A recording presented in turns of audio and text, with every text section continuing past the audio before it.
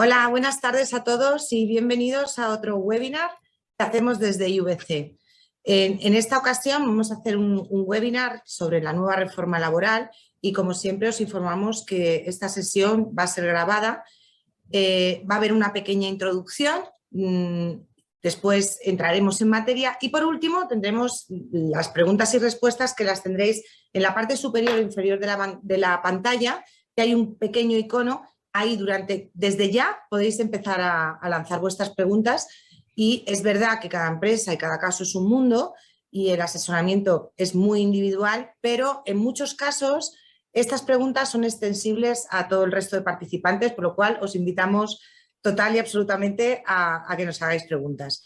Bueno, pues muchos clientes nos han preguntado sobre esta reforma y es por eso que hacemos esta pequeña píldora informativa para que se explique. Es verdad que brevemente, porque ya nuestras compañeras os dirán lo extensa que es esta ley, pero hacemos una breve situación y los puntos más importantes en qué consiste esta nueva reforma laboral y cuáles son los principales cambios que introduce. Bueno, fue convalidada el pasado 3 de febrero, tiene en la reducción de la temporalidad de la contratación de los trabajadores uno de sus principales objetivos. Nos meteremos en materia. Y además había unas cifras de paro que realmente duplicaban la media de la Unión Europea y había una razón que Bruselas entendía como aconsejable hacia España para exigir una reforma del marco laboral a cambio de fondos millonarios famosos para relanzar la economía. Y una de las causas era esa excesiva temporalidad que había en la contratación. Bueno, después de que el Congreso de los Diputados haya convalidado este decreto ley de la reforma laboral, hay muchas novedades que pueden afectar, obviamente, a vuestras empresas. Bueno, pues para los que no saben, tenemos muchos clientes, pero para los que sois nuevos, somos IVC, International Ventum Consultant, somos una consultora con más de 52 años de historia, que siempre hemos tenido en nuestro ADN, en nuestra meta, el construir empresas de éxito. Colaboramos a través de todo nuestro portfolio de servicios de asesoramiento estratégico y la externalización de procesos de alto valor y llevamos ya más de 2.400 empresas o compañías a las que hemos ayudado y apoyado. Ofrecemos todo tipo de servicios corporativos, externalización de procesos claves, la parte legal, fiscal, finanzas, etcétera, y toda la parte del front office, ¿no?, del apoyo comercial y del desarrollo del negocio. Bueno, entramos en materia. Hoy nos acompañan Marta Villena, abogada laboralista muy especializada en temas de multicliente, multidisciplinar y con una gran trayectoria profesional, y Cristina García, que lleva toda su carrera profesional en el mundo de la asesoría y de la consultoría y siempre totalmente enfocada en el ámbito laboral, y es la manager de nuestro departamento de nóminas. La estructura va a ser muy simple. Yo ya me callo, dejo hablar a los expertos y adelante, por favor, empezar con todo esta píldora informativa. Bueno, desde mi punto de vista, muchas gracias a todos los que nos acompañáis, sobre todo a los clientes que están interesados y a los que más le puede afectar esta parte sobre todo de la contratación, ¿no?, que es lo que más lo tenemos en el día a día. Y desde el punto de vista de la gestión de la nómina y demás, a medida que Marta vaya explicando los conceptos jurídicos y las modificaciones, yo, o bien entre medias o bien al final, os haré un pequeño input de lo que nos puede afectar esto en lo que es el cálculo de la nómina y la gestión habitual de la administración de personal. Marta, cuando quieras. Hola, buenos días. Muchas gracias a todos. Vamos a ver si soy capaz de empezar a explicaros esta reforma, que es, primero, fruto del consenso entre los agentes sociales y los sindicatos, y segundo, que tiene como función, como nos ha contado Cristina Hernández, función principal, reducir la elevada tasa de temporalidad que hay en España.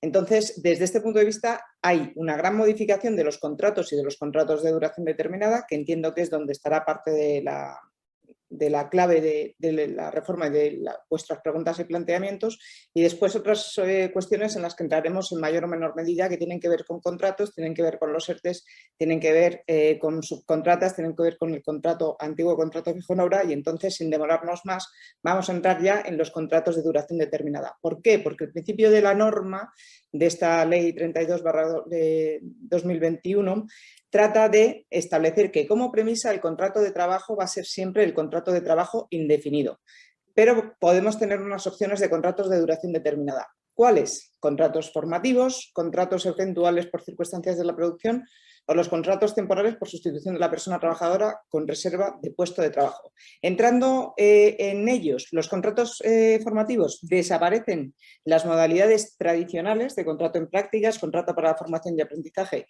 y contrato para la formación universitaria, y nos quedamos con dos.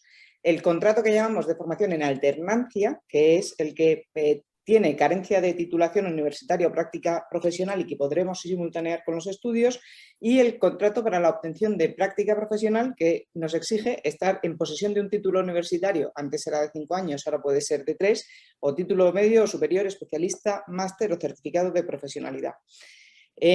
Eso como principal diferencia, es decir, los requisitos uno mientras estamos estudiando, otros después del estudio, el límite de edad, en el primero, en la alternancia, hasta los 30 años, y en el segundo, la temporalidad se determina por cuándo hemos terminado los estudios, hasta 3 años y 5 en el caso de discapacitados. Desde la conclusión de los estudios podremos optar por el contrato de la práctica profesional.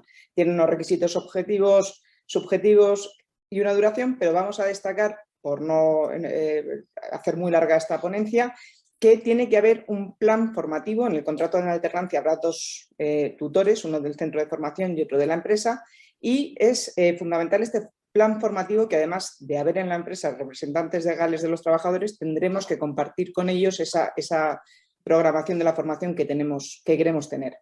En cuanto a la duración, el contrato en alternancia, simultaneado con los estudios, podrá tener una duración mínima de 3 meses y máxima de 2 años, o sea que nos está cambiando la duración que antes era entre 1 mes y 3 años, y el contrato de práctica profesional será entre 6 meses y 1 año. No hay periodo de prueba en el contrato en alternancia, es una persona que está estudiando y trabajando, pues se supone que ya esta es la prueba, la alternancia. Y en el contrato para la práctica profesional tendremos un periodo de prueba máximo de 1 mes. El salario se puede determinar en convenio colectivo, porque esta reforma, que está pactada entre los agentes sociales, da mucha preponderancia a la negociación también aquí, pero en el contrato en alternancia nos permitirá, si el convenio no previsto lo contrario, establecer un salario que puede ser el 60% del salario del convenio el primer año y el 75% el segundo año, respecto del grupo profesional y el nivel retributivo del convenio y el tiempo efectivo de trabajo. Sin embargo, en el contrato para la práctica profesional no podremos reducir el salario que se establezca para esa categoría. En cuanto a los requisitos que son comunes a ambos, formalización por escrito especificando el plan de formación, la interrupción de IT, que el tiempo del contrato se interrumpirá por nacimiento, adopción, guarda de hijos, acogimiento, riesgo de embarazo, lactancia, violencia de género.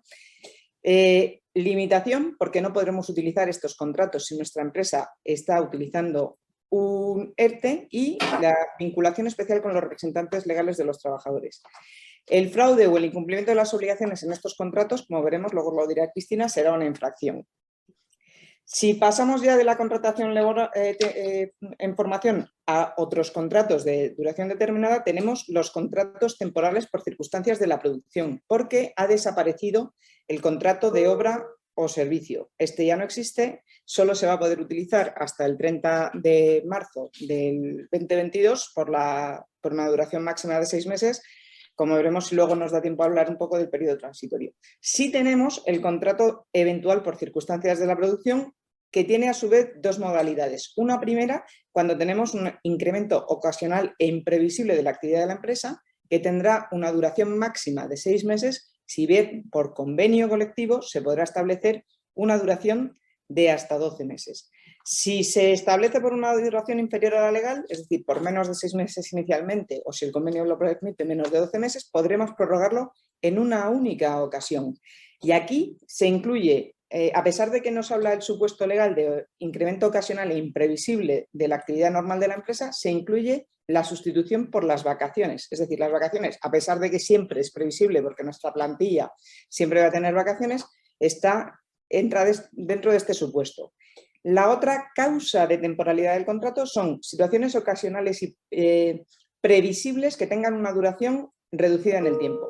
Durante 90 días al año podremos contratar, pero no podremos utilizar estos contratos de manera continuada.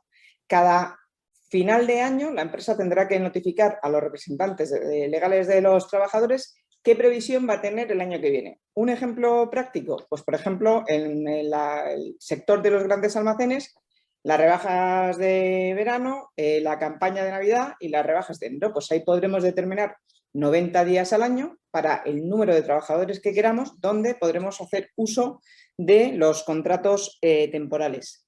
Y por último tenemos el contrato temporal por sustitución de persona trabajadora con reserva de puesto de trabajo. Esto es el contrato de interinaje que ha visto sobre todo alargado su nombre. Y aquí tenemos dos posibilidades, dos modalidades. La primera es que podremos acudir a un contrato de sustitución para cubrir parcialmente a la persona a la que estemos buscando un candidato para cubrir la plaza definitivamente, pues durante 3 meses podremos hacer un contrato para cubrir ese proceso de selección que está llevando a cabo la empresa, o el contrato de sustitución por antonomasia, que es cuando tengo un empleado con reserva de puesto de trabajo, véase una excedencia, véase una maternidad, véase una IT de larga duración, hasta que se incorpore el trabajador sustituido o finalice la causa de sustitución, podré mantener este contrato de sustitución. Y se da una pauta que antes no existía legalmente, que es que durante el plazo de 15 días, veamos por ejemplo el caso de una maternidad, podrá coincidir el trabajador sustituido con el sustituto para que la transición entre sustituido y sustituto sea más sencilla para la empresa. La contratación temporal se convertirá directamente en indefinida cuando hemos incumplido los requisitos que han establecido en el artículo 15, cuando no hayamos designado adecuadamente cuáles son esas circunstancias de la producción, ese incremento imprevisible, o no hayamos determinado en plazo el previsible. Esto nos llevará a que el contrato sea indefinido. También cuando no damos de alta en la Seguridad Social a los trabajadores, pues en un periodo igual al previsto para el periodo de prueba, el contrato se entenderá indefinido. Y si hemos tenido a alguien contratado durante un periodo de 18 meses en un máximo de 24, también será indefinido. Si superamos los límites temporales, en cualquiera de estos casos se entenderá que los contratos son indefinidos. ¿Por qué? Porque lo que quiere la norma, lo que quiere el legislador, lo que quieren los agentes sociales es que la norma sea siempre, siempre, siempre el contrato indefinido. ¿Qué alternativa nos dan? Pues nos dan la alternativa de la nueva regulación que han hecho del contrato fijo discontinuo.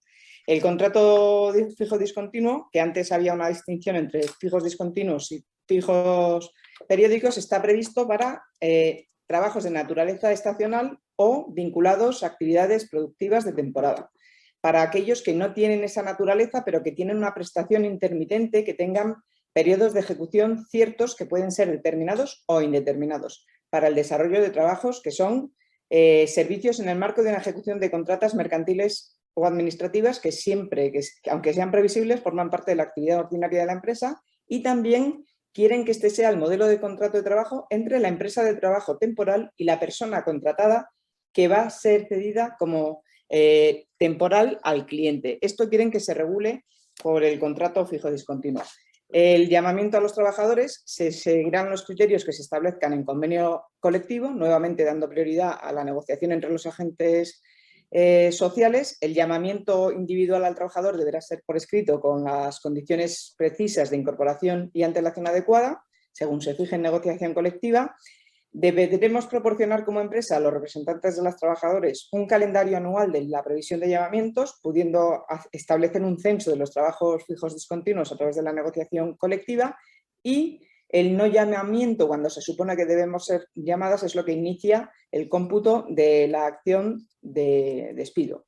Una de las cuestiones que han sido más polémicas en este contrato fijo discontinuo, que quieren que sea como un elemento de compensación de la falta de contratos temporales, es la antigüedad y qué antigüedad consideramos a efectos indemnizatorios, porque tenemos un contrato fijo discontinuo, como ejemplo el de los profesores, porque siempre es muy gráfico, van a trabajar de septiembre a junio, pero no van a perder su antigüedad, porque durante el plazo de verano no tienen el llamamiento, pero van a seguir generando antigüedad a efectos de los complementos salariales, a efectos de todos los conceptos del convenio, excepto a efectos de indemnización. ¿Por qué? Porque la jurisprudencia del Supremo, ya antes de esta reforma, nos establece que la indemnización se calcula sobre el tiempo efectivo de trabajo. Es decir, ahora sí computa la antigüedad para todo, incluso en los periodos de no llamamiento, menos a efectos indemnizatorios, que se seguirá tomando como base el tiempo efectivo de trabajo. Además, consideremos que en este caso del contrato fijo discontinuo sucede que el salario se determina por el tiempo que estamos trabajando y al hacer el prorrateo en cómputo anual para el cálculo de la indemnización también hay una cierta rebaja. Y esto, en resumen, son las principales novedades que tenemos en materia de contratos de duración determinada y contratos de trabajo, porque hay otra pequeña modificación de la subcontratación de obras o servicios, que es la aplicación del convenio colectivo, que veremos luego. Hay otra reforma en la que no me quiero extender mucho, que tiene que ver con los mecanismos de flexibilidad y estabilización en el empleo. ¿Qué sucede aquí? Pues que el Gobierno y los interlocutores sociales han aprovechado esta reforma para coger todo lo que hemos aprendido con los ERTE del COVID, de toda la regulación de los ERTE del COVID, y van a establecer un procedimiento más simplificado de plazos más breves, sobre todo para empresas de menos de 50 trabajadores, donde se va a pretender llevar a cabo reducción de jornada o suspensión del contrato por causas económicas, técnicas, organizativas o de producción derivadas de fuerza mayor.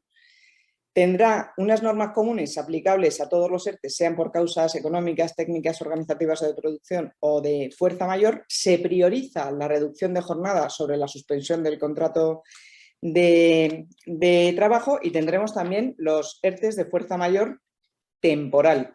¿Qué pasa con estos ERTE de fuerza mayor temporal o con el mecanismo red de flexibilidad? Pues que fuera de las situaciones donde la empresa tenga sus circunstancias económicas, técnicas u organizativas, el Gobierno en determinados supuestos va a poder determinar, se dice que por decisión del Consejo de Ministros, la existencia de una crisis similar a lo que ha pasado con el COVID, que autorizará estos mecanismos de ERTE de fuerza mayor, que pueden ser limitativos o impeditivos, como hemos visto en los últimos ERTEs y explicamos en su día.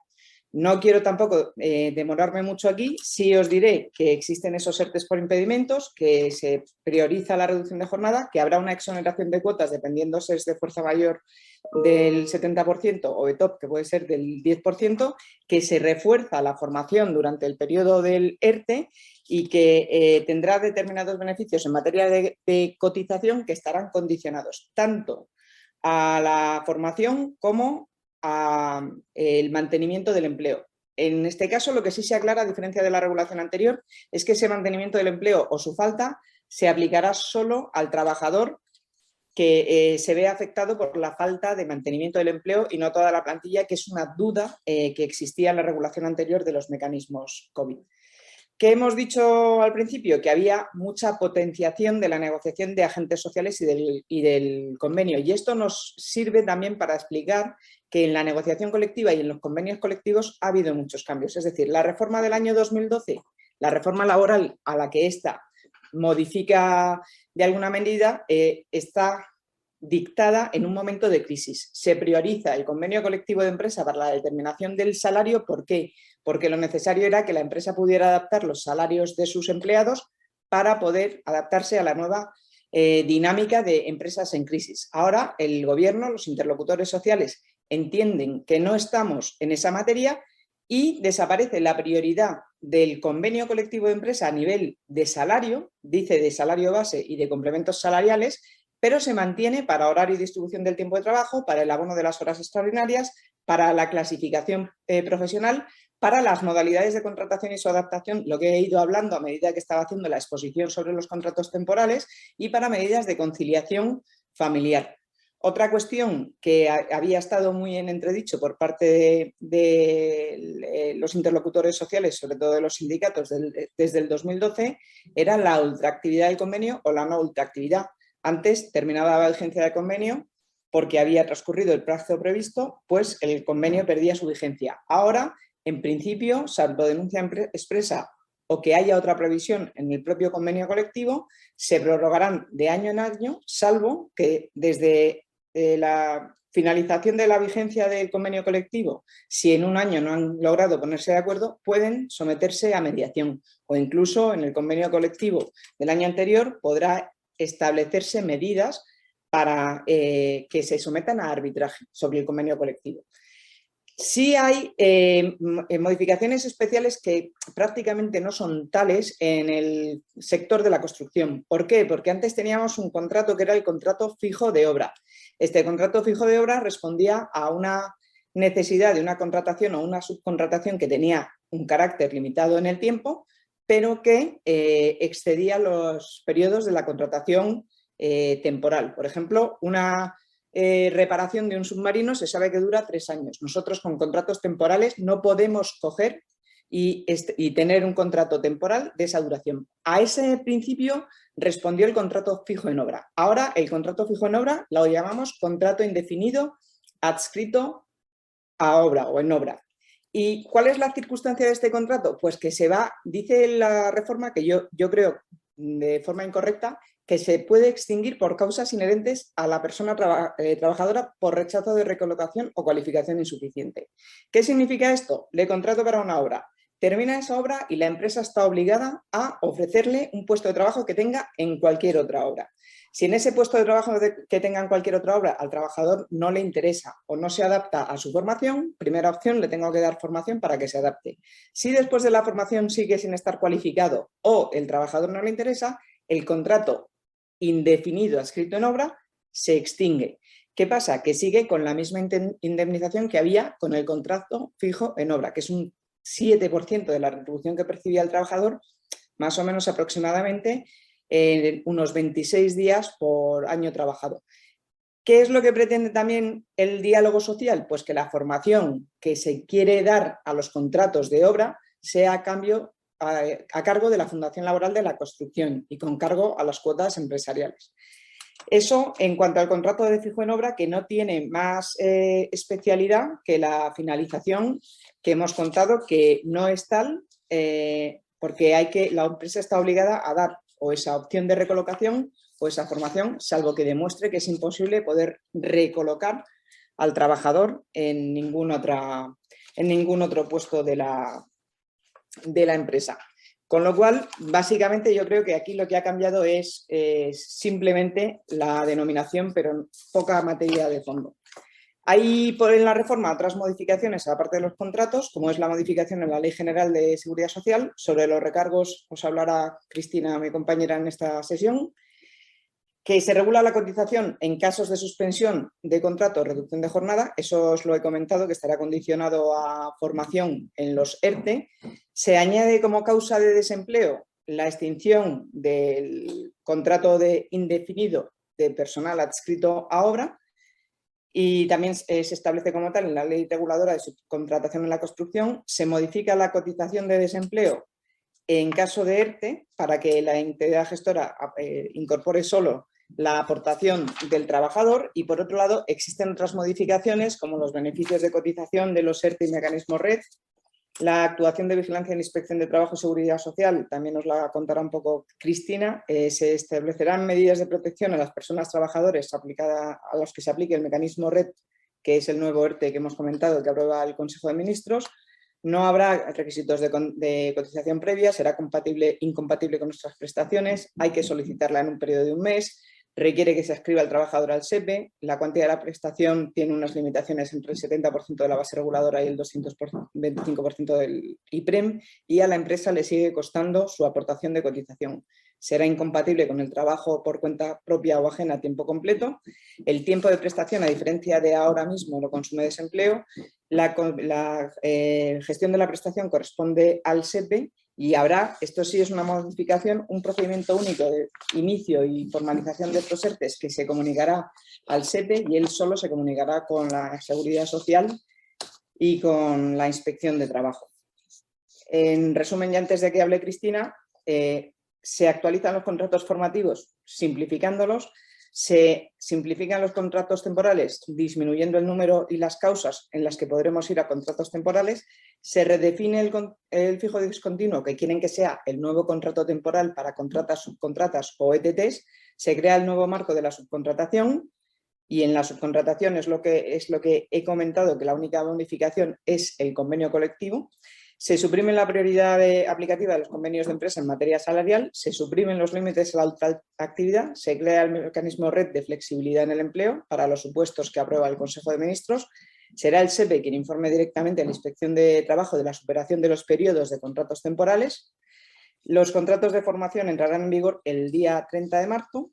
Hasta entonces será posible superar la duración de los contratos temporales y ahora, si queréis, nos podemos referir un poco a esto. Se prevé que se redactará un estatuto del becario que tendrá incidencia en el contrato de prácticas y que tendrá una duración máxima de 6 meses. La sustitución de vacaciones se cubre por el contrato de circunstancias de la producción por causas imprevisibles. Se flexibiliza la suscripción de contratos de sustitución que pueden celebrarse hasta 15 días antes de la causa de sustitución. El contrato fijo discontinuo sustituye el contrato de obra en las actividades persistentes pero discontinuas y, sobre todo, en subcontratación, el convenio de aplicación a la subcontrata será el convenio del sector, sino el convenio de la actividad realizada por contrata y subcontrata. ¿Qué significa esto? Esto es una previsión que está explicada más bien en la exposición de motivos de la norma y lo digo a título anecdótico. Esto es lo que decían de las Kelly. Iba una persona a un hotel de 5 estrellas con su convenio colectivo con salarios muy altos y la limpiadora probablemente era servicios contratados a una empresa de servicios auxiliares y estaría cobrando el salario mínimo interprofesional. Pues bien, esa es la previsión que ahora mismo no puede suceder. Tendremos que aplicar el convenio colectivo del sector y, si no, el convenio colectivo de la empresa. Esto es para evitar a través de la subcontratación situaciones de abuso con respecto a los trabajadores. Y no quiero extenderme más, que me parece que os he echado ya un rollo importante para dejar paso a Cristina, igual en lo que puede ser más interesante en materia de gestión. Muchas gracias, Marta. Gracias, Marta. Bueno, en materia de gestión, todo esto lo que nos pone encima de la mesa es que a la hora de contratar vamos a tener que afinar muy mucho si queremos dirigirnos hacia una contratación temporal. Sobre todo, lo que ha cambiado también es el recargo de las cuotas de seguridad social en los contratos temporales. Si tenemos a una persona contratada a menos de 30 días, vamos a tener un recargo sobre las cuotas de seguridad social. La cuantía va a ser es un precio tasado de 26,57 euros adicionales a las cuotas patronales y esto significa que eso es por contrato temporal que no supere los 30 días. ¿Qué nos va a pasar también a nivel de control de la inspección? Se ha mencionado ya en anteriores ocasiones que la inspección puede levantar actas o infracciones automáticas. Eso lo que hace es que a través de los datos de afiliación, la inspección puede localizar qué empleados los tenemos contratados durante más de 6 meses. Con el código de contrato y la duración, enseguida va a poder detectar esas situaciones y las va a poder revisar y, si bien antes las infracciones o las sanciones se podían poner por el general, ahora las sanciones van a ser individuales por cada empleado en el que se incumpla el periodo de contratación porque la temporalidad se supere o porque el fundamento de la contratación no sea correcto, va a ser sanciones individuales por cada uno de los empleados. Eso ha cambiado con respecto a la anterior normativa.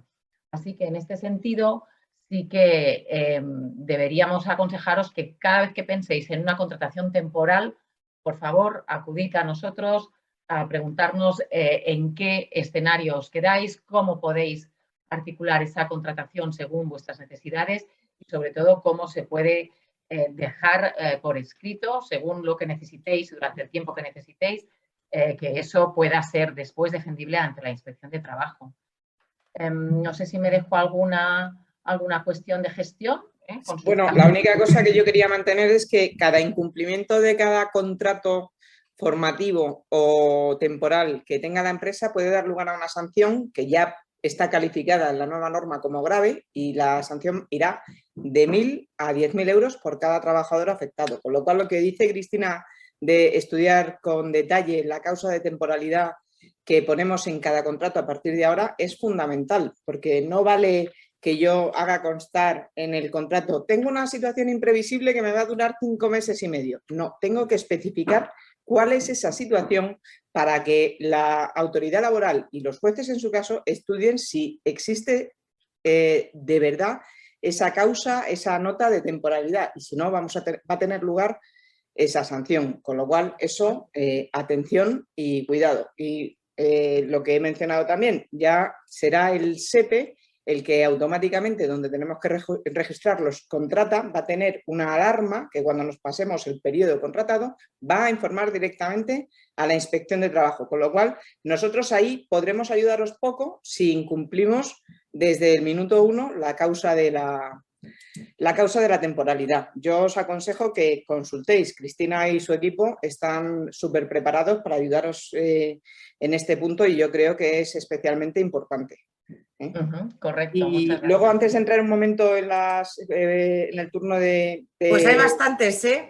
Sí, es pero verdad sí, que muchas que se repiten, porque sé que días. voy a contestar a gran parte de las preguntas que se nos hagan ahora. ¿Qué pasa con la entrada en vigor de la ley? ¿Qué contratos podemos utilizar ahora? Pues hay como 4 o 5 así, ¿eh? Venga, pues me voy a referir brevemente a esto, porque tenemos que ni los contratos de formación han entrado en vigor, entrarán en vigor a partir del 30 de marzo del 2022, y hasta entonces podremos celebrar los contratos de formación con la legislación anterior y seguirán vigentes hasta que acabe la duración que hayamos determinado en el contrato, siempre y cuando fuera la legal. Los contratos de duración determinada siguen existiendo, y el fijo discontinuo no sigue existiendo, y podemos celebrarlo hasta el 30 de marzo, con la peculiaridad de que podremos hacer contratos por duración máxima de 6 meses, con una excepción: obra y servicio determinado, eventual por circunstancias de la producción, por las causas del mercado, acumulación de tareas o exceso de pedidos, hasta el 30 de marzo del 2022 solo se podrán celebrar por un periodo máximo de 3 meses. Es decir, que básicamente solo podremos hacer contratos temporales de duración no superior a 6 meses, salvo en estos casos que estará todavía más limitada y será de 3 meses, y sí tendremos un poco más de manga ancha con los contratos de formación. Una última peculiaridad: a la hora de establecer la duración de los contratos, los 18 meses en el plazo de 24, se va a contar el periodo que el trabajador ya hubiera estado trabajando con contratos temporales anteriores. O sea que eso, los que se celebren a partir del 31 de diciembre, aunque utilicemos por el régimen transitorio la contratación temporal que tenemos hasta la fecha, a efectos del cálculo de los periodos de duración máxima, ya computan. Y era simplemente por hacer esto, porque lo hemos pasado muy por encima y quería hacer mención concreta. Sí, a ver, creo que te voy a hacer las preguntas, aunque va a ser un poco repetitivo, porque es que realmente la gran mayoría de ellas vienen justamente de esa casuística, Marta y Cristina, ¿eh? Entonces, bueno, os voy lanzando preguntas. Pues eso, tengo empleados temporales por circunstancia de la producción antes del 31 del 12, ¿qué debo hacer? ¿Convertirlos en indefinidos? 31 del 12 del año pasado, del 21. Pues si son anteriores al 31 de diciembre del año pasado, siguen por su vigencia la que estuviera pactada y que fuera conforme a la regulación anterior hasta su duración máxima pactada. Lo que pasa que ya lo que cambiaría serían los celebrados entre el 31 de diciembre y el 30 de marzo. Los anteriores al 31 de diciembre por la duración pactada y hasta su duración máxima. Hay una espectadora que nos pregunta: habéis comentado que el contrato en alternancia no tiene periodo de prueba, entonces ¿no se puede finalizar anticipadamente la relación laboral? El contrato en alternancia no tiene periodo de prueba, pero es un contrato en formación, o sea, no tiene tampoco indemnización como tal. Es un contrato que es una persona que está trabajando y está estudiando al mismo tiempo. De hecho, tiene limitaciones temporales a su duración, porque tenemos que dejar tiempo a que ese trabajador que se inicia y está estudiando al mismo tiempo pueda estudiar. No va a tener nunca jornada completa, está totalmente prohibido hacer horas extras, etcétera. Y por eso no se prevé el periodo de prueba, porque es que el propio contrato en formación ya es la prueba. Sí se podrá extinguir antes con las consecuencias legalmente previstas, pero no por no superación del periodo de prueba. Vale, aquí dice, hay otra espectadora que dice, cuando te refieres a que en subcontratas se aplica en el sector la actividad de la empresa que te contrata, que es lo que has comentado de las Kellys, de hotel, ¿o es la actividad que sea solo la limpieza? Es el sector para el que trabaja la empresa. Aquí es que hay un poco de confusión en la reforma, es decir, tradicionalmente era de aplicación el título tercero del Estatuto de los Trabajadores, y el título tercero del Estatuto de los Trabajadores lo que venía a decir es que la determinación del convenio colectivo aplicable dependía de la actividad de la empresa. Pero ahora, en contratas y subcontratas, hay una excepción. La norma dice que aplicaremos el convenio colectivo sectorial de la actividad desarrollada en la contrata. Es decir, en el hotel aplicaremos el convenio colectivo del sector hoteles. Si me voy al Ritz y el Ritz tiene su propio convenio colectivo, no es el que es directamente de aplicación, sino el de hostelería, el que corresponda a hoteles, porque es el sectorial de la actividad de la contrata. Y puede pasar que si hay un convenio colectivo de empresa, se aplique el convenio colectivo de empresa, pero como hemos dicho que por la modificación de la negociación colectiva, el convenio colectivo de empresa no puede establecer salarios, que es donde está el gran problema con este tipo de contratos, porque eso va a quedar siempre en manos del convenio colectivo sectorial, pues en principio con el sectorial de la contrata, de la empresa principal, estaremos cubiertos. Vale, aquí otro que comenta es el tema de, bueno, que viene muy al hilo, Cristina, de lo que estabas hablando. Necesito contratar a alguien para 3 meses, ¿qué contrato es recomendable usar? Bueno, ¿por qué lo necesitas para 3 meses, ¿no? Aquí es donde hay que hilar muy bien la duración con el motivo.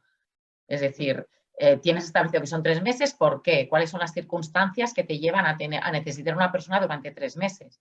Si realmente es así, pues sería un contrato temporal que está dentro de la duración máxima, que es de 6 meses, pero tiene que estar muy bien ligado el por qué son 3 meses y cuál es la actividad que te da esa necesidad de tener cubierto esa posición durante 3 meses. Y sobre todo para evitar los recargos, que es la pregunta que os voy a hacer ahora. Lo que comentáis de los recargos por contratos temporales son por cada contrato que se haga inferior a 30 días, o si hago 2 contratos al mismo empleado y en total suman más de 30 días, entonces no habría recargo. Pues es recargo por contrato, lo que dice la ley. Así que si tú tienes al mismo empleado con 2 contratos inferiores a 30 días, son 2 recargos diferentes. Da igual que sea el mismo empleado. ¿Vale? Voy leyendo arriba y abajo en preguntas y respuestas porque es que realmente casi todas son las mismas. A ver, aquí hay otra que dice, ¿estoy obligado a poner los salarios bases del convenio y los complementos, o puedo establecer directamente el salario que desee por cada puesto sin estar ceñido a lo que dice el convenio para las categorías que establece? Pues ahora mismo lo que dice la modificación de la negociación colectiva es que el salario base y los complementos se determinan por el convenio colectivo sectorial. Es decir, que el convenio colectivo de empresa tampoco podría fijar no solo una cuantía de salario distinta, sino una estructura de salario distinta. Entonces, como empresa, respetando esos mínimos que establezca el convenio colectivo sectorial, podré establecer mejoras. Pero como mínimos, esa definición de salario, esa estructura de salario y esas cuantías hay que respetarlas. Muy bien, otra pregunta. ¿Y los contratos? Vamos a empezar a acabar porque si no nos vamos a quedar aquí toda la tarde. Sabemos que al final tienen enjundia, pero las que no lleguemos os las contestamos por email, os lo aseguramos. ¿Y los contratos temporales de 3 meses pueden estar justificados en el que el convenio solo tiene 1 mes de aplicación del periodo de prueba y es insuficiente para poder evaluar a un trabajador? No, eso de ninguna de las maneras, eso es un fraude. Es decir, si te han previsto 1 mes de periodo de prueba en el contrato, lo que pasa es que tú puedes contratarlo y despedirlo a los 3 meses Pues incluso por ineptitud sobrevenida, que es que hay unas causas de despido colectivo y de despido objetivo que también están en la regulación.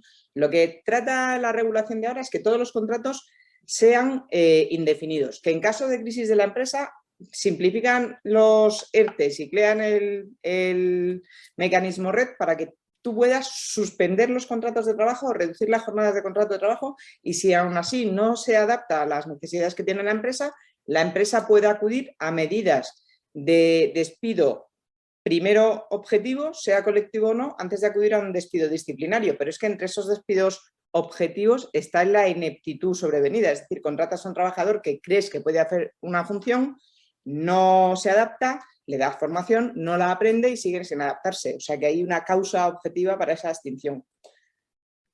Muy bien, y bueno, vamos a acabar aquí con la última pregunta. En una actividad que se contrata personal por días, según me contrate el cliente, a mí, como empresa, ¿qué contrato es más recomendable? Pues eso, en principio, debería de acudir al fijo discontinuo, que es el que hemos dicho que sería incluso el contrato que las ETTs tienen con sus trabajadores. Luego, la empresa principal contratará a la ETT que llamará a la persona concreta, pero si tú tienes esa necesidad más o menos de carácter cíclico permanente, aunque sea contratado día a día durante mucho tiempo, pues deberías de tener probablemente con la ley en la mano el contrato fijo discontinuo, porque es que eso no se adapta al contrato temporal de ninguna de las maneras. O sea, que hemos dicho que hay circunstancias previsibles que sean 90 días al año, que lo tenemos que saber antes de que termine el año anterior y notificarle eso a los representantes legales de los trabajadores, o situaciones imprevisibles que no lo es, porque es un servicio que nos contratan con cierta periodicidad. Luego, el único encaje sería el fijo discontinuo, donde yo sí que tengo que hacer una previsión de cuáles van a ser mis necesidades de fijo discontinuo, pero que luego podré modificarlas según necesite o no. Perfecto, vamos a dejarlo aquí porque si no nos vamos a extender mucho. Gracias, Marta, gracias, Cristina. Cualquier duda que tengáis, por favor, poneos en contacto con nosotros. Como veis, bueno, manejamos bastante bien esta situación, lo conocemos muy bien y como siempre desde IVC ponemos nuestro pequeño granito de arena para informaros mediante estos webinars gratuitos y dar información de primera línea y despejar dudas. Por favor, no dejéis de contactarnos para cualquier consulta o duda que queráis formularnos. Quedamos a vuestra entera disposición y os deseo que paséis una muy feliz tarde. Gracias a todos. Buenas tardes. Buenas tardes. Gracias, Cristina.